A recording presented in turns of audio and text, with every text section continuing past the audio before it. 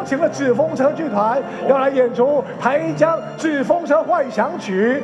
你要不要加入他们的行列呀？台江竞争200档系列活动来到最后一场，邀请到走风车剧团，结合台江在地故事，同时透过武定、唐吉诃德等经典角色，演出台江的历史甲发展，也将带来台江版本的海底世界运动会、黑光剧等经典桥段，让观众对着剧中人物漫游台江。咱就是爱教育咱的囡仔来了解咱开台江这200档来，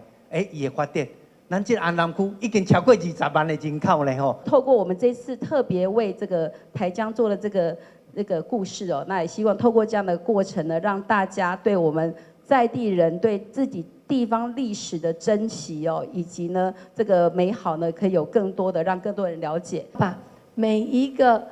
故事历史，台江怎么聊？你看这一次纸风车多么的用心，就把台江的故事放在我们自己的地方演出，然后呢去研究，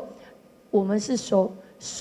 发哦。这出戏将在安南区大安里演出，会选伫这个所在，除了因为是台江人口上密集的生活圈，同时也呼应海尾雕风中今年的文化建设活动。欢迎民众伫这个拜五，也就是12月15号来到顶欢庆台江见证200档。